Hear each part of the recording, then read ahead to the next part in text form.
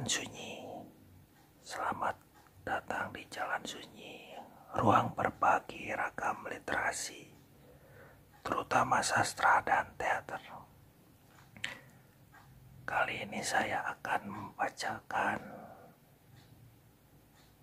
beberapa puisi karya Afrizal Malna. Puisi-puisi tersebut ada di buku ini, Berlin Proposal.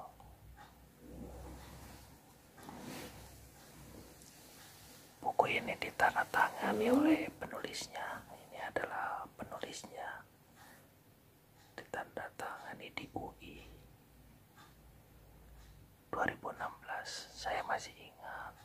Ini adalah di acara diskusi buku ini ya, yang diselenggarakan di UI. Waktu itu saya sedang studi S2 di sana. Lalu saya minta Bang Afrizal untuk menandatangani buku yang saya beli. Ini Sahlan Mustafa, pakai Y. Sahlan. Seharusnya enggak, tapi nggak apa-apa, ini berharga ya.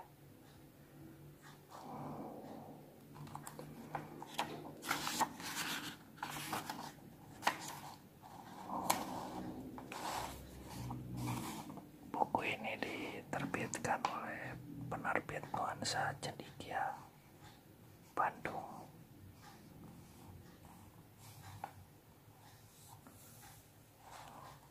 Sebelum membacakan beberapa puisi di buku ini, saya akan terlebih dahulu membacakan catatan muabit. Ini semacam pengantar dari Afrizal ya, yang banyak menceritakan pengalaman dia terkait bahasa yang dia gunakan selama di Berlin begitu. Kita simak ya.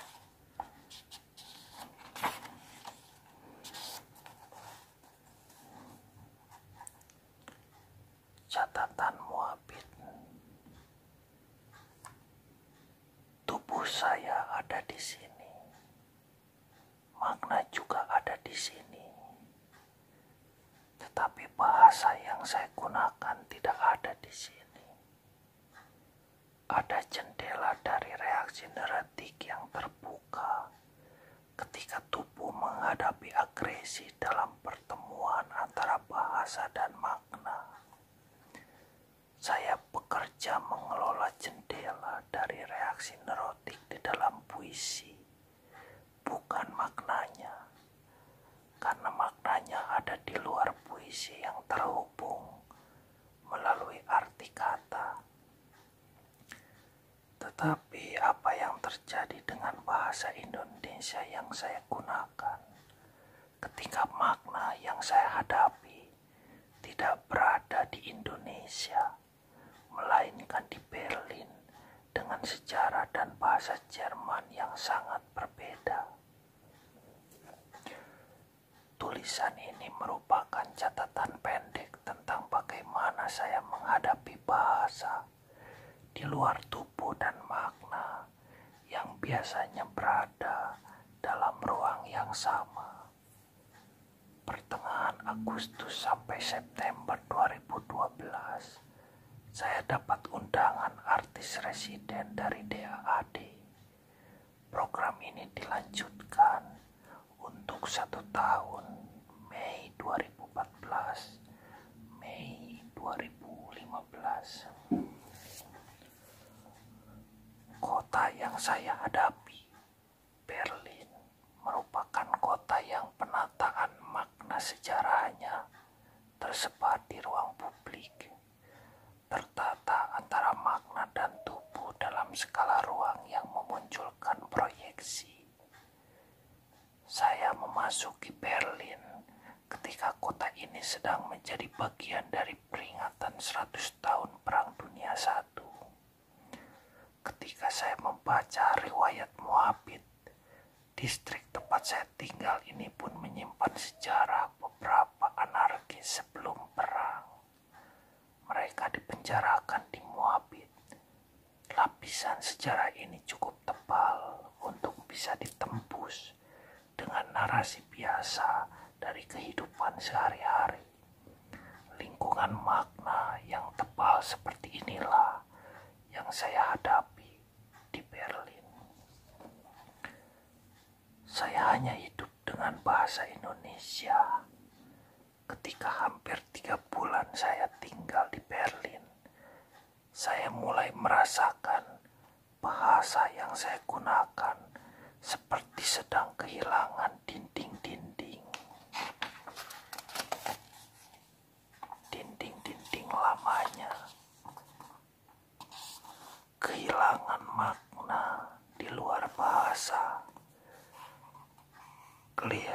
Kehilangan teksturnya berhadapan dengan tatanan kehidupan publik di Berlin yang sistemnya sudah jadi.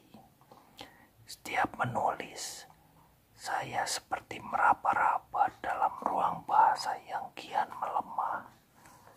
Setiap alurnya mulai kehilangan gravitasinya.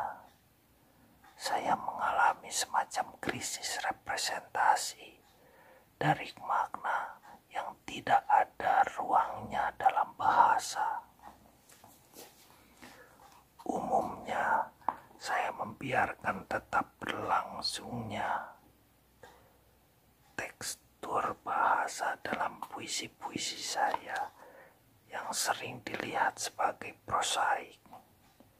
Tidak terlalu memberikan panggung terhadap kata. Saya tidak terbiasa bekerja membuat monumentalisasi terhadap kata dalam puisi.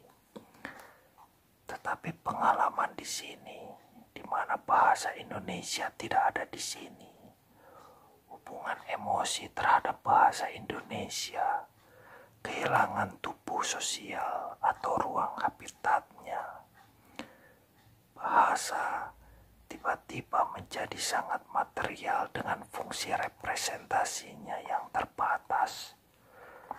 Tubuh saya kian berada di luar bahasa.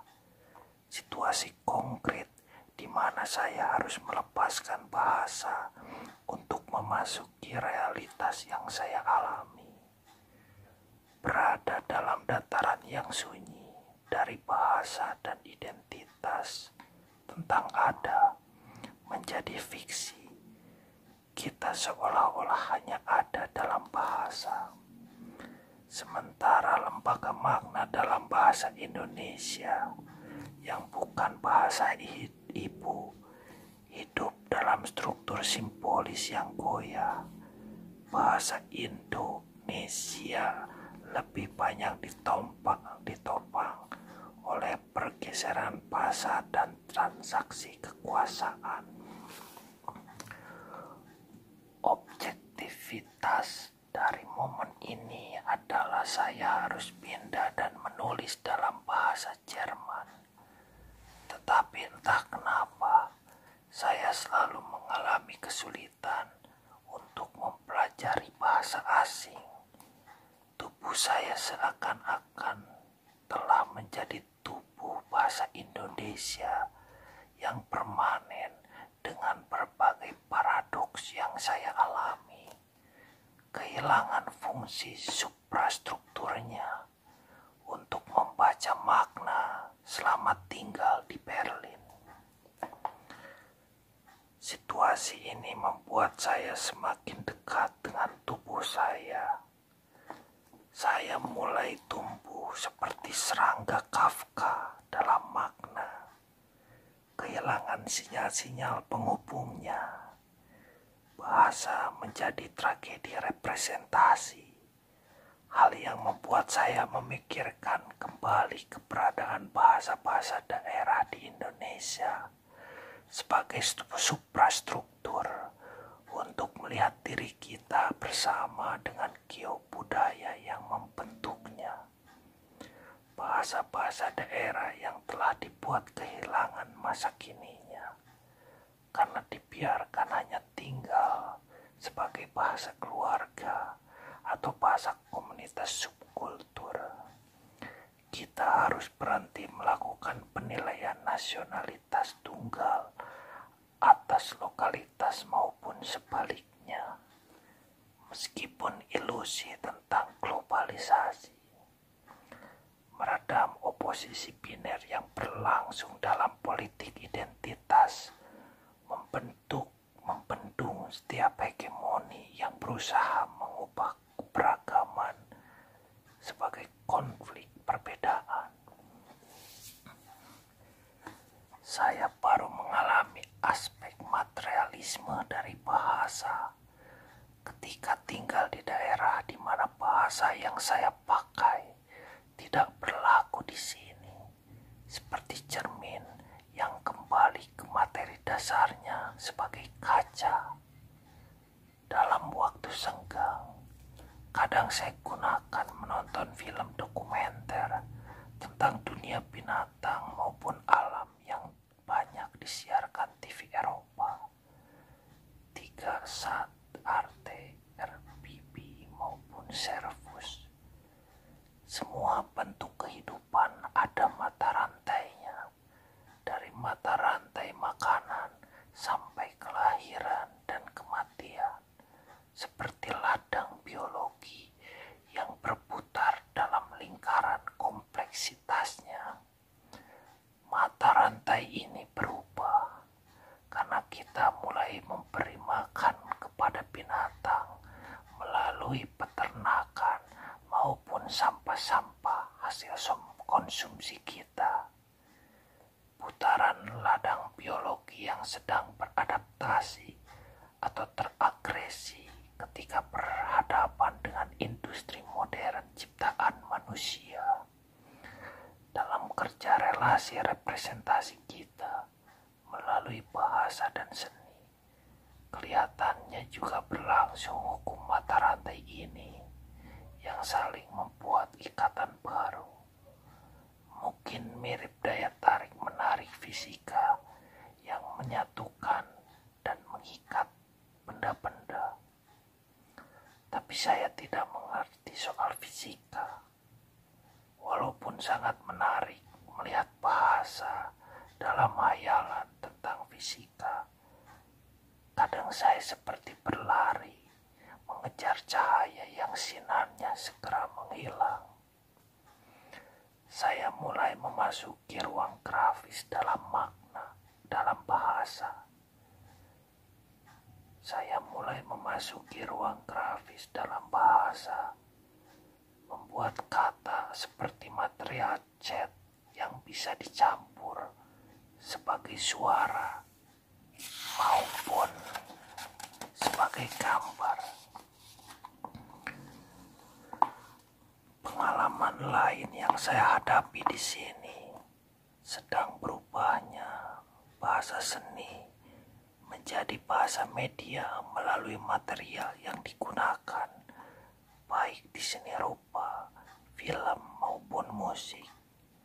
Tidak ada lagi bahasa seni pada dirinya sendiri, kecuali materi maupun data yang digunakan.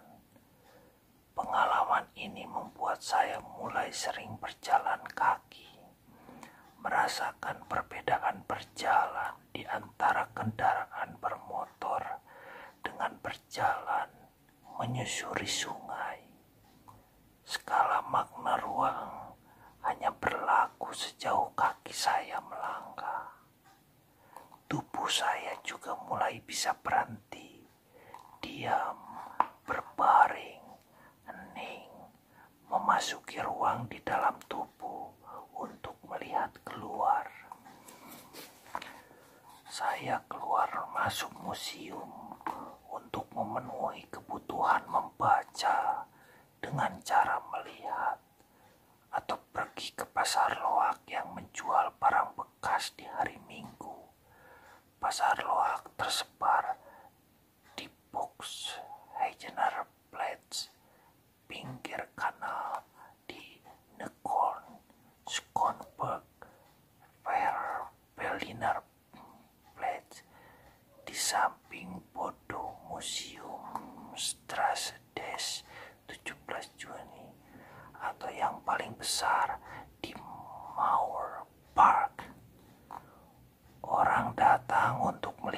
memaji tentang bingkai makna yang sudah terlepas pada barang-barang bekas itu, anonim dalam pasar.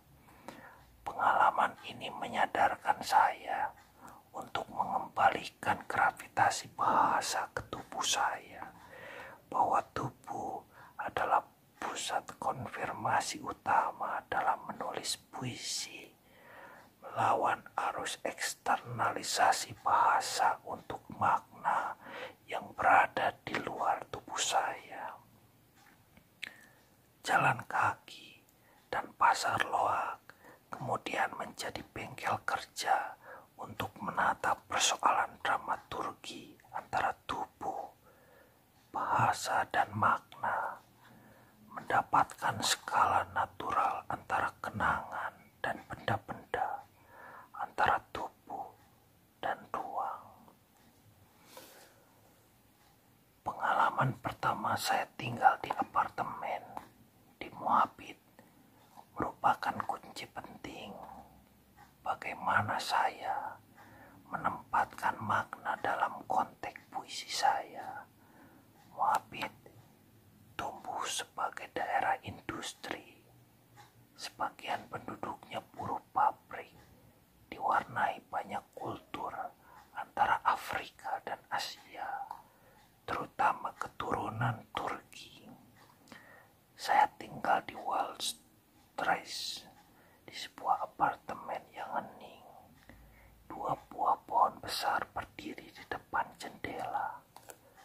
Suara burung terdengar jernih, seperti membawa saya ke alam tanpa bahasa, bersama suara angin dan sinar matahari Berlin yang khas. Apartemen ini merupakan bangunan tua, memiliki lapisan waktu yang berbeda antara bagian luar dan dalamnya. Seluruh dinding bagian dalamnya baru dengan cat warna putih. Semua sudutnya dibuat dengan presisi terukur.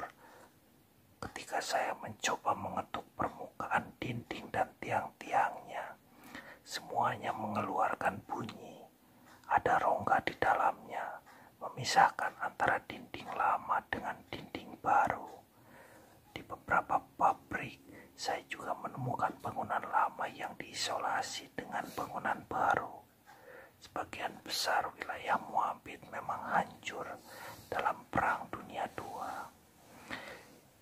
Dinding lama yang diisolasi dinding baru jadi semacam pijakan dramaturgi dalam kerja puisi saya, memainkan makna di luar dan di dalam sebagai alur dan konstruksinya. Ini merupakan jalan keluar untuk memecahkan masalah bahasa sebagai representasi yang tidak bertemu dengan referen maknanya selama saya tinggal di Berlin. Sebuah pengalaman yang sangat mendasar untuk retreat makna dari bahasa.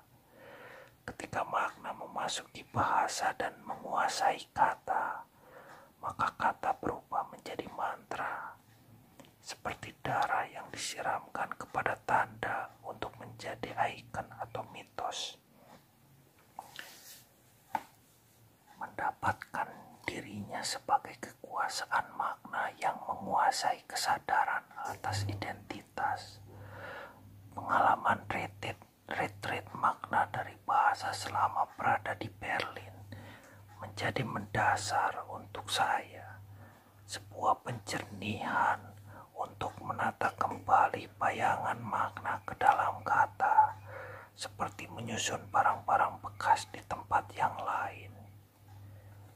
Saya mengucapkan terima kasih kepada DAAD yang melatari semua ini terjadi, kepada Katarina Narbutovic yang banyak membantu saya untuk berbagai program, kepada Luara Munoz Alonso untuk urusan administrasi di Berlin, kepada Silke Bell dan Dudi Anggawi yang banyak mensupport saya, kepada Andy Fuller yang menerjemahkan puisi saya, buku puisi saya ke dalam bahasa Inggris, NCT Mead memperkenalkannya di beberapa jurnal sastra penting. Kepada Ulrike Dresner dalam persahabatan puitis yang khas, menerjemahkan puisi-puisi saya bersama Katrin Bandel dan Sophie Mahakam Anggawi ke bahasa Jerman. Kepada keluarga Marin Konik, kepada Boni Limantoro dan Slamet Teguh, Sunario, Dewi Noviami, Jemek Supardi, Hanafi, dan Dinda di Indonesia. Mereka banyak membantu awal keberangkatan saya ke Berlin, terutama kepada Sartika Dian Nuraini dengan kasih sayang dan cintanya. Bersama mereka, sebenarnya saya telah menjadi seorang majemuk untuk buku puisi ini. Afrizal Malna, Berlin, 31 Maret 2015.